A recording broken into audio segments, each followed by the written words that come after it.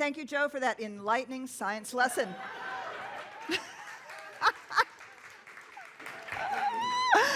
Yes, see, you are here. You are here. Just in case you needed, the map. Just in case you wanted to know on Earth Day what's going on. Do you like my Earth Day advertisement? These are Monet painted wellies, I want you to know. Purchased especially for Earth Day, because while we live in this expanded universe, this is our planet, isn't it? And so we've been talking about the cosmic self, the Christ consciousness. And today we're going to talk about Jesus, Buddha, and quantum physics and what in the world that has to do with Earth Day.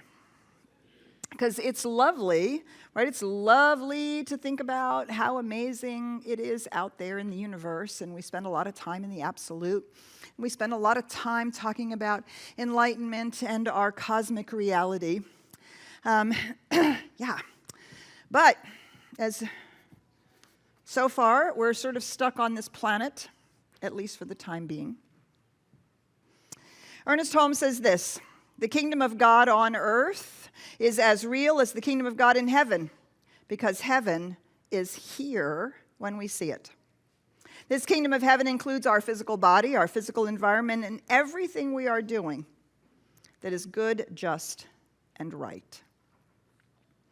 He goes on to say that this body, the physical universe, is a concrete manifestation existing in time and space for the purpose of furnishing a vehicle through which life may express itself.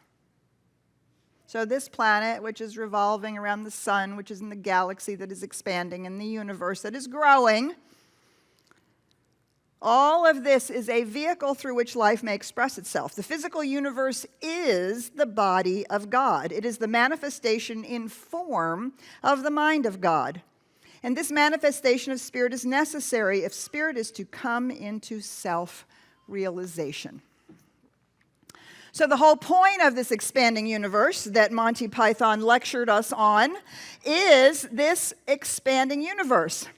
And so so this is what we do today as scientists and as school kids, right? As we measure the planet and we say how big it is and we say how far it is from the sun, and we do all these measurements, and they're pretty impressive and they're pretty amazing. But it's only one way for us to look at what's really going on. The problem with our scientific understanding of the universe is that it's designed to catalog things. Oh, yes, we can describe them, but more importantly, we can catalog them. And we can say, this is this, and this is that, and that is that, and so now I can pretend that I understand it.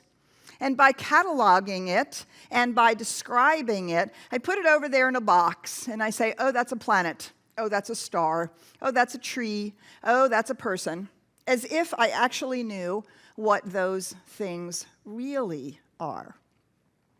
And of course, our scientific understanding was built on, in the Western tradition, this rather annoying sentence that we have struggled with for 2,000, maybe even 4,000 years. The idea that humankind, let's be specific, man, was given dominion over the earth. Yeah, we're not really sure what to do about that, are we? We don't really know. Dominion.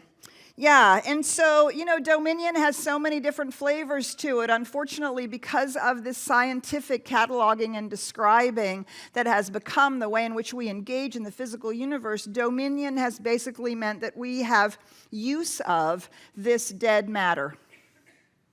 This thing over here that we can dig up, or that we can cut down, or that we can use in some form or fashion. And when we are not paying attention and we think it's here exclusively for our use, of course, then it falls over into exploitation. And we exploit the resources of the planet just, for our own benefit. But dominion, the etymology of the word dominion, interestingly enough, actually means to care for, in the context of to be responsible for. So when human beings were given dominion over the planet, or let's not say God gave us dominion, what we discovered is that we impact the planet. We discovered that we could cut down trees, and we could create fire, and we could plant things where we wanted them to plant. And we discovered that we could actually engage in this thing that we called wild, and we could cultivate it and domesticate it, and that we were responsible for that. Do you see, fundamentally, that responsibility grew out of an even deeper understanding from the prehistorical times when humanity found itself or felt itself to be at home. The universe was its home, was our home. The forest and the trees and the lakes and the rivers and the oceans, they were just considered our home. And we lived here, and we cared for, and we had relationship with the aliveness of the planet in all of its very unique and wonderful expressions. Today we have an academic word, we call that animism. And it's usually said with a bit of a, well, they're just primitive, you know. But that animism is a deep and abiding understanding that the oneness that we speak of from a spiritual point of view is equally as true from a physical point of view. This is all the manifest body of God. Unfortunately, because Adam learned to name it, and we learned to have dominion over it, and then we learned to catalog it, much of our advancement through religion and through science has caused us to separate ourselves from life as it is expressed.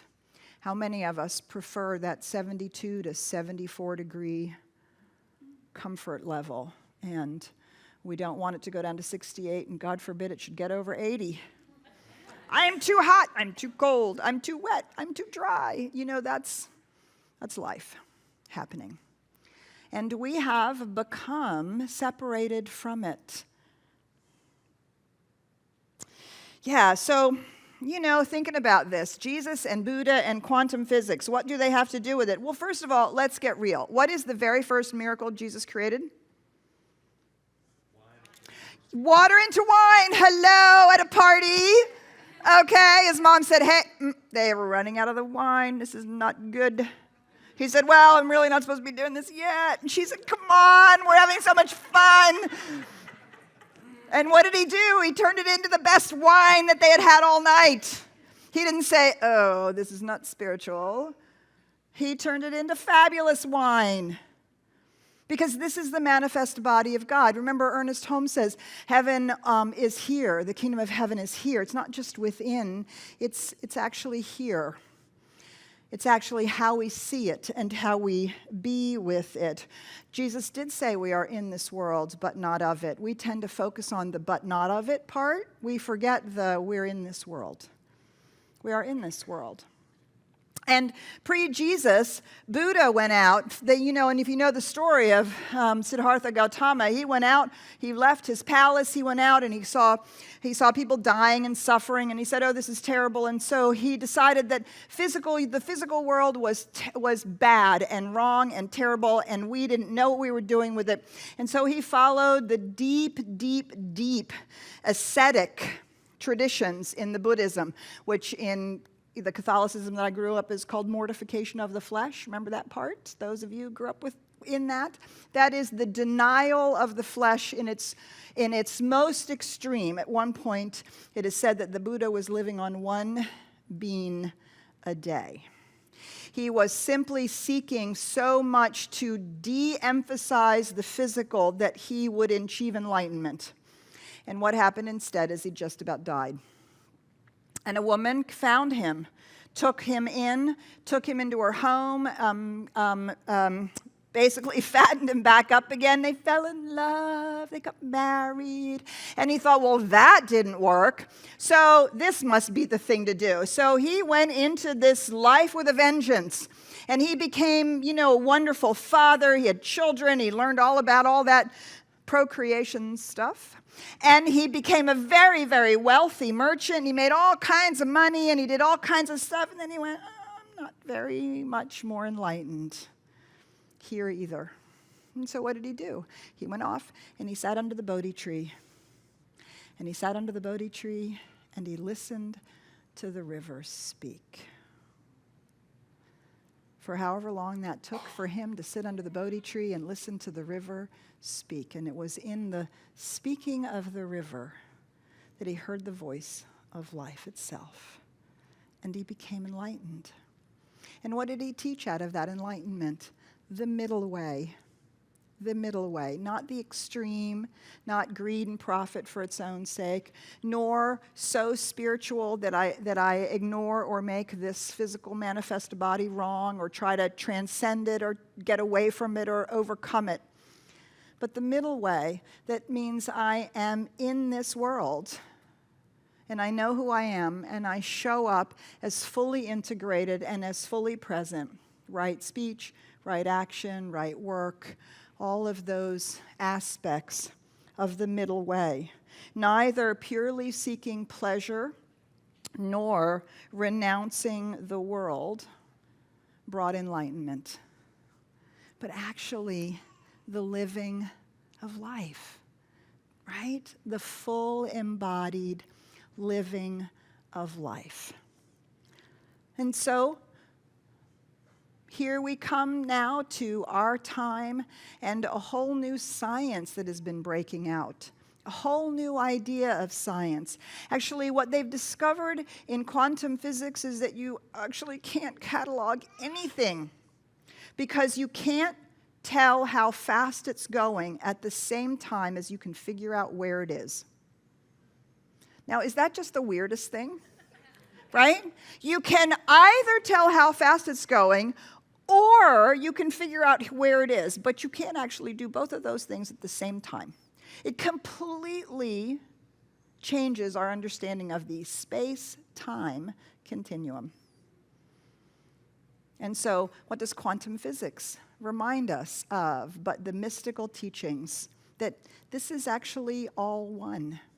There's only one thing happening here, and that is life coming into form, coming into itself, coming into expression.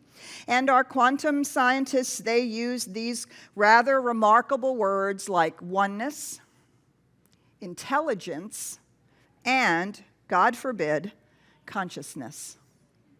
That when you look into the quantum field, you see consciousness, just as if you look into the galaxies, the astronomers have said the same. Consciousness, intelligence. And what is that but aliveness? In deep ecology, where we heard both Sherry and Karen talk about Gaia, Mother Earth. In deep ecology, this is a reclaiming of this aliveness, that this planet that we're standing on isn't just rocks and stones, but actually Gaia means a living organism, something that has its own aliveness and its own consciousness. And Earth is actually our mother, as was said.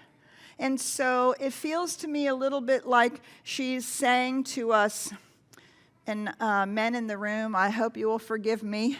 I think she's saying to us, sorry boys, but you got to clean up your room. Because, deep ecology comes out of eco-feminism. And eco-feminism has been over and over and over again relegated to that women's agenda. It's made in our politics and in our power conversation, it's made soft. That's the women's agenda. But what do women do other than care for the home? Raise the children and make it safe for them to grow. Oh yes, we've learned how to go out into the world, and we've learned how to create, and men have joy-filledly come into the home. So it's no longer about men and women. It's about the idea that we actually care for our homes. We raise our children. And we talk about what is it that you want to be in the world and how are you going to become it. And so when we think of humans as having dominion, Mother Earth has given us a room, a home, and are we taking care of it? You know, there's some truth to that when they said everything we needed to know we learned in kindergarten, right? Clean up after yourself, put your crayons away, don't leave the trash, share, make sure everybody has enough that they can play with. All of these things that we learned, care for your things and care for each other. You can't just bop him on the head and take his toy, right? I mean, this is what we were taught in kindergarten.